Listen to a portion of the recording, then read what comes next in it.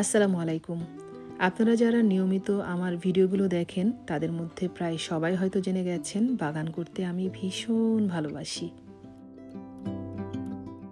আর আমি থাকি অস্ট্রেলিয়াতে। অস্ট্রেলিয়াতে বাগান করা যায় বছরের ৬ মাস। বাকি ৬ মাস বাগানে প্রায় কিছুই হয় না, কারণ প্রচণ্ড শীত থাকে। কিন্তু নিউক্যাসলে এতটাও বেশি শীত ছিল না, যার জন্য শীতকালেও শিম, কাঁচামরিচ বা অন্যান্য কিছু শাকসবজি ফলন হতো। কিন্তু আমি যখন ক্যানবেরায় আসলাম গত ১.৫ বছর আগে, তখন খুব ভয়ে ছিলাম আমার এই শখের বাগান আর করে ওঠা হবে কিনা। কারণ বাগান হচ্ছে আমার জন্য আমার ডিপ্রেশন রিলিফ করার একটি অন্যতম স্থান। সকাল হোক বিকেল হোক আমি যদি একটু আমার গার্ডেনে গিয়ে বসে থাকতে পারি, তাহলে আমার কী যে শান্তি লাগে, আমি অনেক কিছু ভুলে থাকতে পারি।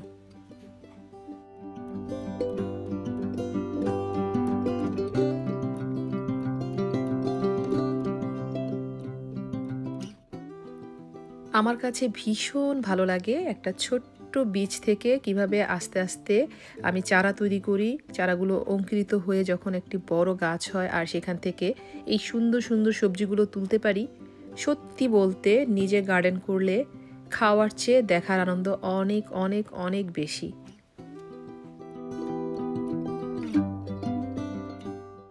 ক্যানবেরাতে যদিও খুব বেশি শীত পড়ে এবং খুব অল্প সময়ের জন্য সামার আসে, তাই আমি একটু ভয়ে ছিলাম যে ক্যানবেরায় আমি কতটুকু গার্ডেন করতে পারবো। কারণ বিদেশে থাকার ফলে আমার সেই ডিপ্রেশন রিলিফ করার জায়গা কিন্তু একটাই, সেটা হচ্ছে গার্ডেন। সেটাও যদি আমি করতে না পারি, তাহলে আমি কোথায় যাব?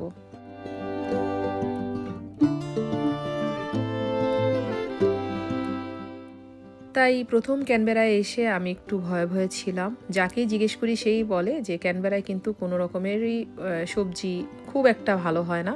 যদি হয়ও তাহলে আপনি জাস্ট কিনে আনতে হবে গাছটা, তারপরে যদি একটু কিছু পান পেতে পারেন। কিন্তু আমি দেখলাম আমি যদি প্রিপারেশনটা একটু আগে থেকে নিতে পারি, তাহলে আজকে আপনারা যা যা সবজি দেখছেন এই সবগুলো সবজি কিন্তু ক্যানবেরাতেও করা সম্ভব। প্রিপারেশন বলতে আমি মাটি রেডি করা শুরু করে দিয়েছিলাম জুলাই থেকেই। অর্থাৎ জুলাই কিন্তু প্রচণ্ড শীত এখানে। জুলাই আগস্ট থেকেই আমি আমার বাসায় যত রকমের চা খাওয়ার পর যে চা পাতা, তারপরে কলার খোসা, ডিমের খোসা শুকিয়ে গুঁড়ো করে এই সব কিছু দিয়ে এবং কিছু কেনা সার দিয়ে আমি আমার মাটি কিন্তু রেডি করছিলাম ২-৩ মাস আগে থেকেই।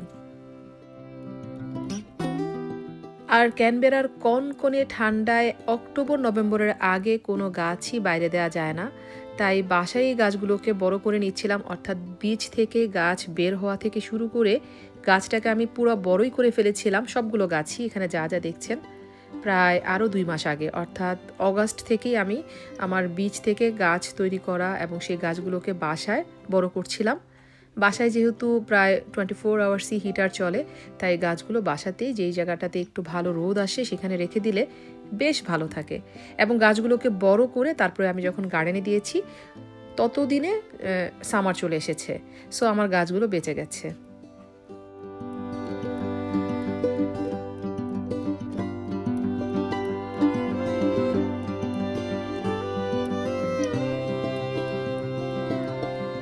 আর আলহামদুলিল্লাহ এত বেশি ফলন হয়েছে, মাশাআল্লাহ। টমেটো যে দেখছেন, টমেটো যে আমি কত শতবার তুলেছি, প্রায় ৩-৪ মাস হবে আমি কোনো টমেটো কিনেই খাচ্ছি না।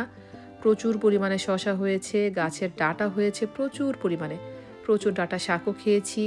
লাউ হয়েছে প্রায় ২০টা বা ২৫টার মতো। এই শেষের দিকে এসেও কিন্তু আমার গাছ ভরে লাউ হচ্ছে। মানে এখনও কিন্তু একটু ঠান্ডা চলে এসেছে অলরেডি। তারপরেও বাগানে গিয়ে দেখলাম আরও প্রায় ৭-৮টা লাউ বড় হচ্ছে।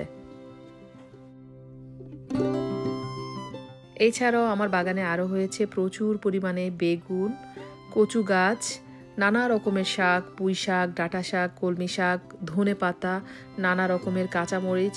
প্রায় মার্চ এপ্রিল পর্যন্ত কিন্তু এই ক্যানবেরাতে এই সবজিগুলো হতেই থাকবে।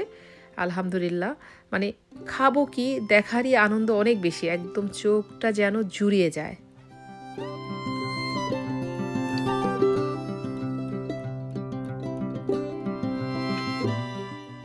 মাঝে মাঝে কিছু কিছু মানুষের কথা শুনলে এত হাসি পায়। কেউ কেউ বলে যে এত টমেটো শসা করার কি আছে, এগুলো তো জাস্ট ৩ টাকাতেই কিনতে পাওয়া যায়। আসলে তারা জানেই না গার্ডেন করার কি আনন্দ। অবশ্য এভাবে বলাও উচিত না।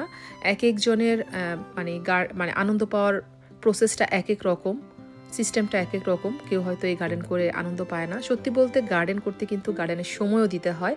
আমি ২ বেলায় কিন্তু এই গার্ডেনের পরিচর্যা করি। আর আমি মনে হয় ব্যাকইয়ার্ডে দিনের মধ্যে প্রায় ১০ থেকে ১২ বার যাই, জাস্ট আমার গাছগুলোকে একটু দেখে আসার জন্য।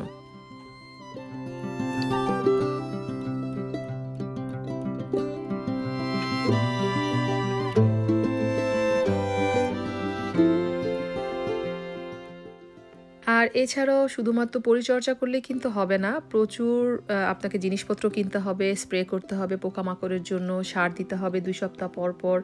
মাটির মধ্যে বিভিন্ন রকমের ভিটামিন দিতে হবে। বাসায় যা যা খাচ্ছেন সেগুলোর কলার খোসা ধোয়া পানি, চাল ধোয়া পানি মাঝে মাঝেই দিতে পারেন। মানে পরিচর্যা কিন্তু আপনাকে করতেই হবে। তাই অনেকেই মনে করে যে এটা একদম সময় নষ্ট হচ্ছে বা কতটুকুই বা লাভ হচ্ছে। সত্যি বলতে গার্ডেনটা যদি আপনারা লাভ লোকসানের হিসাবের সাথে মিলিয়ে ফেলেন, তাহলে আপনি এই গার্ডেন করে কোনো আনন্দ পাবেন না। সরি টু সে, আপনাকে বলতেই হচ্ছে গার্ডেনিং তাহলে আপনার জন্য নয়।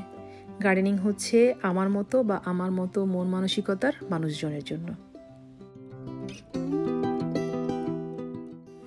যারা কিনা প্রাপ্তির সুখের চেয়ে দেখেই বেশি আনন্দ পায়। আর সত্যি বলতে সবজিগুলোও তো পাওয়া যাচ্ছে। অনেকগুলো সবজি কিন্তু আমাকে বাজার থেকে কিনতেও হচ্ছে না। বেশ কিছু টাকাও কিন্তু সেভ হয়ে যাচ্ছে। একটু কষ্ট করি যদি এই দেশি লাউ, দেশি শিম, বোম্বাই মরিচ, দেশি বেগুন, কচু শাক, কচুরলতি এগুলো খেতে পারা যায়, অর্থাৎ যেগুলো বিদেশে একেবারেই রেয়ার, তাহলে মন্দ কি? একটু কষ্ট না হয় করলামই। আর এই ক্যানবেরার প্রচণ্ড শীতে যে আমি কিছু শিমও করতে পেরেছি, তা দেখে আমি খাবো কি, আমি নিজেই মুগ্ধ হয়ে গেছি। আজকের মতো বিদায় নিচ্ছি। আর ২০২৫ সালে ক্যানবেরায় আমার গার্ডেন থেকে ইনশাল্লাহ যদি বেঁচে থাকি, অন্য কোথাও অন্য কোনো প্রান্ত থেকে আবারও আমার গার্ডেনের ভিডিওগুলো শেয়ার করার ইচ্ছা প্রকাশ করছি ইনশাআল্লাহ। সবাই ভালো থাকবেন, আমার চ্যানেলের সাথেই থাকবেন। আজকের মতো বিদায়, আল্লাহ হাফেজ।